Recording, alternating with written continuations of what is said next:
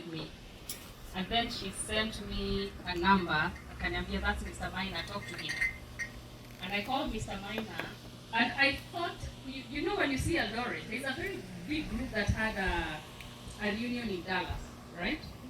So I thought it is another of those Zahapa. So I thought it is a challenging reunion.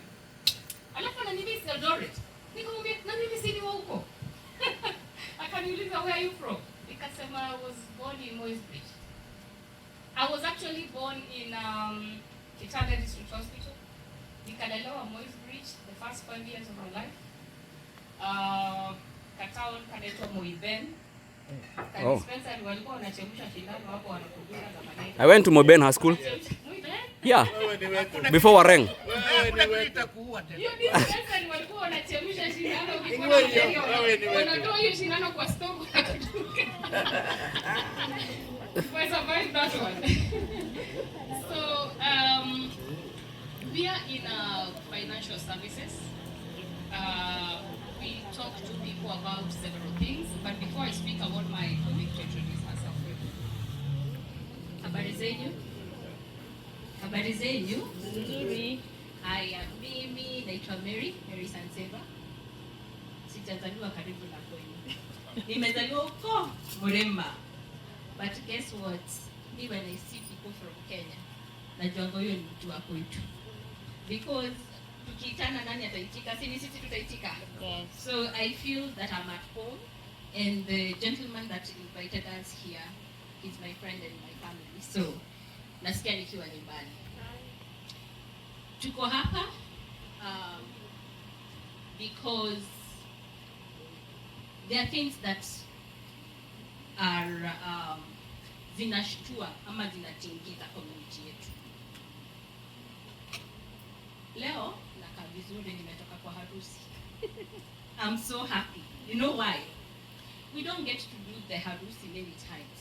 Most of the time tunaitangiwa matanga, tunaitangiwa mtu amegojeka, tunaitwa mtu amechomekea kwa nyumba. And unfortunately for us, we are mostly in healthcare. Wengine tuko kwa lorry, and those are susceptible industries. We are so prone to accidents. And so what happens? Mtu akipata ajali. Kama mtu anapata ajali pale kwa barabara, first of all, hiyo income inakatika. Secondly, huyo mtu pengine hata wairudi kwa hiyo barabara kuendesha hiyo lori. Pengine amepata accident vile haezi rudi. Na nikiangalia kila mtu hapa, ukiangalia kwa sendwave yako, I am sure si familia yako peke yako unafeed.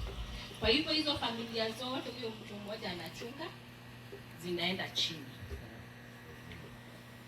Watu wanaaga, and unfortunately hatujaweka mikakati mtu akiaga. Kwa hivyo what we do, mtu akiaga hapa, sisi wote tunakuja pamoja, tunaweka kitu kidogo. And I love my country because of that love. Unfortunately, hata tukichanga, maybe tutakuchangia 20,000. Tukizipeleka kwa mtu ni mzuri, lakini uangalie bills zako na 20,000, how long can that sustain that particular home? Kuna watoto wameachwa. In this Washington, kuna watoto wako in the system. Kenyan children wako in the system because the parents hawakuweka mikakati. Kwa hivyo mama na baba anaenda, mtoto tunaanza kuambiana, bill hashika watoto this month, anakuambia siwezi, niko na wangu, wewe shika. Hao watoto wanahangaika. Those children, they end up in the system. So leo tunakuja tunasema tuko na solution. And the solution tunaipata kwa life insurance. Because life insurance si kama kitambo. Kitambo tulikuwa tunangoja mtu akishaanguka ndio malipo inatoka. But today life insurance iko na what we call living benefits. Hata ukiwa uhai, hiyo life insurance itakusaidia ukiwa na ajali, ukiwa na terminal illness. Oh, don't even get me started on that. Tunajua watu wengi sana, mtu amejipeleka hospitali, ukirudi unatoka na diagnosis ya cancer. Where do you go? You cannot clock in with with chemo for 2 years. And worse, unaambiwa uko na terminal. What do? How about your children? So, the living benefits take care of you if you have an accident, terminal illness, na tena, of course, ukiaga, those benefits can go to your families. And the best thing is, watu wengi wanasemanga life insurance ni pesa nyingi sana. But I can tell you today, with even $100 or less, you can get something that can go to your family that is significant, especially people who are not beyond 40. Asisemi mtu mwenye amefikisha 40 hakuna kitu yako. Nasema tu kama for example, mtu mwenye hajafikisha 40, 100 unapata coverage up to $1 million. That is significant amount. Now, 100 divided by 30, nitakuacha hiyo hesabu, $3 per day. Unaweza katuambia hizo solutions zingine tuko nazo? All right. So I came here in 2017. I have been lucky to build $1 million business around the community. And community is very important because my business has been supported by Kenyans. Watu wanasemanga mimi sipendi wa Kenya. I'm not one of them. Wazungu wakiniuliza how you able to sell $1 million, I say I sell to a community of Kenyans that I've had to educate the importance of taking $100 and covering your family for $1 million. So that should cancer come to your home, should an accident come to your home, tukichanga tukuletea 20, insurance inakuletea $500,000. Why? Because if you died, you want the children to keep the home, no? The mortgage to be foreclosed, the home to be foreclosed, right? Kwa hivyo tunasema tulipata wazungu hapa wakikuwa na life insurance, right? When they die, attorney anakuja na makaratasi, watu wanagawana pesa, right? If you have 2 homes and they're not fully paid, that's a mortgage. You have left debt from your family, right? So that is what we do. We do protection. For 100 or less, you can cover your family. We do retirement planning. Watu wetu tunapenda mashamba. But when I speak to 70-year-olds, they have title deeds and no money. We have a lot of title deeds and no money. We have a problem called liquidity during retirement. Kwa hivyo uko na mali, lakini ukienda hospitali utapeleka title deed, right? So we are teaching people how to plan for retirement in liquid. We have plans. We have programs that give 6 to 8% interest in America is really good for compounded interest, right? So our office has been in February. We are opening a very big office in Guyana. The business is going to now be 254 Financial Group. We are opening more services to educate people, 1, on protection, death, accident and illness, retirement planning, real estate, mashamba tunanunua America. I don't know kama kuna mtu amenunua shamba America. Shamba, right? We are educating people on that. We are educating people on writing a will. You can write a will or a trust with us. Watu wetu, when we die, let not our estate go to problem, right? So we can also assist you setting up a trust. Kama hauna zile majuala, you know what we call majualas? Please don't own anything in your name, right? You want to own things in a trust so that if anything happens with part of them, sure you can still keep what you have if what you have is in something we call a trust. Yeah. All those are conversations we can have kule kwa ofisi. So tutapatiana cards and anybody that would want to come and talk to us about any of those, health insurance, life insurance, retirement planning, setting up a will or a trust. We shall have a realtor in our office that talks about buying land. Buying land in America is something we are not familiar with. So if you are in need of any of those financial services, tunapatiana kadi zetu. Our office will be in Guyana. You can always pop in and have a conversation with us. Asanteni sana. Thank you. I know a little bit of being able to put your properties in trust. And I'm saying a little bit because I've not done it yet. But I'd like you to elaborate the risk concern that with something happening with you when all your properties are under your name. Okay. And the reason I'm asking that is because when I had somebody elaborate about it, I got scared. Yeah. And I would want everybody to be scared. So could you please, because I've just heard you say 2 words about it, could you scare us, please? Okay. Very nice. Appreciate this gentleman. I was respecting the time I was given. I would love to scare you, right? Yep. If you own everything in your name, wacha niwapatie ka story. Thank you. Unaonanga Kasley Queen kanaenda kanaolewa kwa mzungu tajiri, anajua ameomoka, and then he dies. And then she finds that he owned nothing in his name and she's getting nothing. Have you heard those stories? Yep. Why is it important not to own things in your name? Na najua sisi ni Waafrika tunapenda hii ni nyumba ya Kamau, this building Kamau Plaza. Right? Yep. So, one, there's something called lawsuits. I don't know how many are in the adult family home business. If anybody is in healthcare and owns a business, I'm there. if that is a high liability business. If you are ever sued by one of your clients, alianguka, mama yake akakufa, they have a lot of money, they get a whole shot attorney, and then you get sued. And then the state decides that you are liable, and they award that family $3 million. How do you think that money will be recovered? Everything that you own. Everything that you own is what will be auctioned to pay that award, right? So what do you do to protect yourself? Is that if you have a business, you don't want to own that in your name, right? For reasons of protection from, one, somebody called IRS, okay? That is a conversation we can have about what the trust helps with taxation. Two, if in case you are ever sued, you don't ever want your property to be attached because it was in your name. Three, you don't want to leave property in the names of your children. Kama mimi niko na nyumba, niandikishe mtoto wangu Jaden, right? But I have 5 children. Jaden aende abebe deni, nyumba itakuja ichotwe, right? Ama Jaden aende aowe Slay Queen. Slay Queen a divorce Jaden. Slay Queen anachukua 50% of what Jaden owns. We are talking about protecting the family wealth in form of a trust, such that our homes are in the name of the trust. Our bank accounts are in the name of the trust. And then we have a way that is divided. For example, if say I'm worth $2 million, right? And I want to leave that property to my son. If I have life insurance with National Life Group, I don't want National Life Group to give Jaden $1 million when I die. At the age of 18, I can own a Maserati. He'll have nothing by the time he's 24, right? Right. So I want National Life Group to pay into the trust.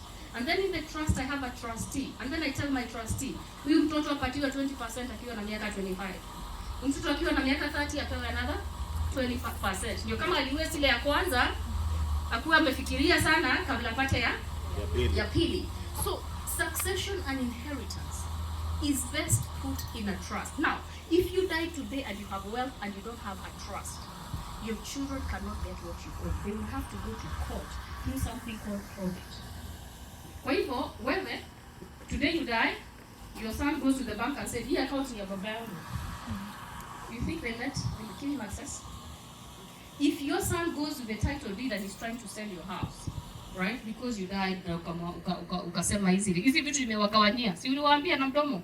Ile nyumba ya south ni yako, ile ya north ni yako, but you didn't have something called a trust. Let me tell you what happens to your estate. When you die without a trust, your estate goes to court. Through something called probate, it can go a year, even 2 years. And let me tell you what happens, inafunguliwangwa for the public to come, wadai. Kabla watoto wako wapewe, watu wenye wako na madeni, people, creditors are invited to your estate. Waseme, Mr. Kamau alikuwa na 20,000 yangu. Children that can come with DNA reports can show up and claim something. Very important. This has torn families apart. So, inakuwa mambo ya aibu when you had a very big estate and now your children cannot inherit it because it has to go through probate for a judge to decide hiyo vitu itagawanya vitu yako. Inaweza patiwa watu wenye wewe uko unataka, right? And we saw that happen in California when children lost both parents. Tulichanga pesa kama wa Kenya, and those children could not get a penny. All that money had to go to court, and the court had to appoint a guardian. Even your own children, if you do not have a guardian for your children, in a trust document that they can present in court and say, I am the appointed guardian for these children, I would like to get into the bank account to take care of these children. That will go to court. People will come and show interest. So all the uncles, all the aunties will come and say, Mimi ndio ankwaya hawa watoto, mimi ndio guardian, right? So it is very important to set up a trust. This is a conversation I'm having in the community every day. Tuko na mali watu wetu. But when we die, we are living chaos. Even basic things like I want to be buried in Kenya or I want to be buried in America.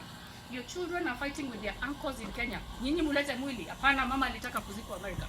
Children are grieving, but they're going through so much because you didn't leave order. So a trust is an organized way of passing your wealth or your assets from you to your children.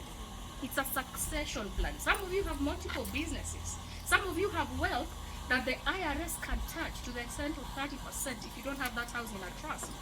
Kama nyumba yako haiko kwa trust, when you die, there's something called estate taxes. Before your children, if you're worth more than $2 million, for example, it has to go through estate taxes. Your children have to pay IRS, own the house. But if you own it in the name of the trust, if you die, you have died, but you don't own the house, right?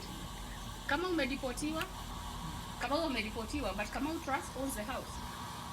Can ICE come? Can the government come for? I'm telling anybody that doesn't have a status in this country, don't own your bank account in your name. Let it be in the name of the trust. So if the government is coming to freeze something, they are freezing what Kamau owns because Kamau is being deported. But Kamau Trust is an organization because a trust is a registered organization, and then you nominate a successor trustee. Kwa hivyo mimi mambo yangu ikiharibika kwa hii nchi, then nobody is freezing anything I own because I don't own anything in my name. If I get sued for something, either business, unajua unaweza kaenda pale kwa golf club ugonge kamupira hivi, kaenda kagonge mtu kwa kichwa huko akufe. You know such things happen. It's called liability. Ujipate uko kotini and somebody has been awarded 3 million. What are they going to come for? Never own anything in your name. Kama unaitwa John, please open something called John Trust. No. Bro, Nike. All right. I don't want to take too much time. Oh, we have one last question. Last question. Another question. Wacha tumie hiyo mic. Iko sawa? No, okay. Iko sawa. Sitaki kuturn your party into a lecture. Last question. I see the faces are very concerned. Last question. Brief. Mpe mic. No. Mash, acha tumie mic. Okay. Tumie hiyo. So my question is, you have only talked about the people that own the businesses and the people that own homes. What about the people that stay in their apartment? If something happened to their apartment? It's a good one. That's a good one. Can you take a few questions before? So, take a few questions. Hello. Yes. Swali yangu ni although what is the difference between 401k and insurance? For retirement purposes? Yes. Just that. Apartment owned or rented? It's rented. Rented. Now, this is, there's somebody who was in ICU, right? She could not, nobody could get into her bank account to pay her rent. She was evicted while she was in ICU. We have bank accounts with no next of kin. A trust is a document that can even say, this is my name, this is my bank account. In the event I'm incapacitated, Jane Mwangi can access my bank account in my absence. These are my children. In the event I get an accident or me and my husband don't come home, this is the guardian I'm appointing to take care of my children in my absence. You don't have to have wealth to have a trust. It can be a will, it doesn't have to be a trust, but is there something people can fall back on? Unaona mtu akiwa kwa nani wanajua huyu mtu alianguka kwa hospitali, nobody even knows that person, right? Yeah. You can live things that nobody can. People die and they. You know how much money we have in life insurance that's unclaimed? A lot. People don't even tell their own families they have life insurance. Millions. Mzee anaenda nanunua 1 million life insurance, he dies. Nobody even knows. That money goes unclaimed, right? Let's be proactive in kujipanga, organizing our things so that when something, you know, when you're in the ICU, somebody has to sign, right? Healthcare agent, power of attorney over your health. Watu wanapigana huko kwa hospitali, who is going to sign that document, right? Who will give the power to turn off machines when you are on end of life? Do you have written down that person, or people are fighting in the hospital? We've seen families fighting in the hospital because of a decision like that. Do you want the machines to be switched off or not? Brothers are exchanging blows because you did not write how you want that kind of care to look like. So those are very important things. A trust is not about having wealth or not having wealth. It's about, I don't want to leave chaos behind, right? I want my people to know exactly what to do if I'm incapacitated or if I'm not here, right? I want to secure what I own from a lawsuit or from a government like that's crazy as this one, right? That can come freeze everything you own for no reason, and then before you know it, you had 2 houses, now you don't own any because you got a DUI and they withdrew your citizenship. Quite crazy things like that happening, right? Right. So, Wakenya, let's embrace some of the things we found people here do. They do for a reason and they protect you. Your question, the difference between a 401k and insurance. Now, a 401k is good if your employer is matching, right? You put 200, he puts 100 for you. Beautiful, right? But again, if it's not being matched, then that's money that is directly in the market. Depending on your age, can be good if you have time, right, to play the market. In the end, that's taxable. Why we say life insurance is superior when it comes to taxation at retirement is because life insurance is tax-free. If you save your money in cash value life insurance, you take it out tax-free. Now unajua, when we think about investments and interest rates, we say nyinyi mnanipatia 6, mimi naweza pewa 8. But your 8 is taxable, the 6 is not taxable. What is a tax bracket? People, when they think about investments, they don't think about net. What is the net after I have been taxed that I've taken home? I made 200,000, right? I sold my house, I made 200,000. IRS comes for something called capital gains. How much have you lost? 100,000. What net gain is that? So, cash value life insurance is preferred for taxation reasons. That even if I triple my money, I grow to 2 million in that account, IRS will never touch it. This country is in debt. If you're a 30 tax bracket right now, you could find yourself in a 40 tax bracket at retirement. People assume that I'll be on a lower tax bracket at retirement. Unaweka 2 million kwa 401k. If you ever go to take that money out, unararudiwa taxes, you're like, oh my God. But what we do about 401ks, we roll them over into something called an annuity. Then that evades the taxation. So you roll your 401k into an annuity is tax deferred, unatolea huko mbele. But that's a longer conversation we can have. You can invite us to yours, or you can come to our office and we can have that conversation. Ya mwisho tusiharibu hii nini. Yeah, one last question. Interesting sana. It is, it's informative. Yeah. I just have. Hautaharibu. Okay. Ukiharibu tutakwambia. Yes. Okay, I'm gonna ask one question. Chukua mic. So we do advertise and talk about life insurance, right? But I don't think we do enough of a job by saying what the requirements are, right? For example, I've seen people who are like, okay, I want to get a life insurance. And then you get there and they're like, oh, you need to be healthy, you need to do blah, blah, blah, blah. For example, I took a leave of absence because I didn't feel like I'm in the right mindset of mind. That disqualifies you from getting a life insurance. What does that look like? So, life insurance is based on one, your age. The younger you are, man, if you're young and healthy, please take life insurance. If you're young and healthy. If you're older, it will be more expensive. If you have a condition, it will be more expensive. What age ni young? 15 days. If you have a child, please put $500,000 on them. It will only cost you 200 or 100. Let them keep it for life. should they ever get a terminal illness, that child will need $1 million by the time they're 40. Let's be real for these children, right? Get insurance on your children before they have autism and then they're denied. Again, what conditions do not qualify? It really has to be something extreme, something terminal. Most conditions can be covered. The advantage we have is that we are brokers. If you go to farmers, for example, they might not take you, but if you come to me and you tell me, I have this condition, then I will shop for a company that can take you with your condition. It will just be rated. Pengine kama mtu healthy angelipa 200, yako itakuwa 280 because you came with blood pressure and diabetes, right? So what they do is that they rate you higher than an average person without a condition. But even if I was rated, I will take it. You know why? Let me tell you what I'm paying right now. I'm paying cancer claims. People that came in 1.5 years ago, now they have a cancer diagnosis. We're giving them 100,000. Hii group hata tukipendana aje, tunachangiananga pesa ngapi mtu akiwa na shida? If somebody got cancer in this group and they were not working for 3 years because they were going for chemo, how much money can you raise for them? 6K, right? But that person is not working for 3 years, right? So if I ever got something chronic or something terminal, I would want to have at least $1 million in coverage. Even if it will cost me 200 a month, si tunanulianga watu nyama 200 na tusikiangi kitu.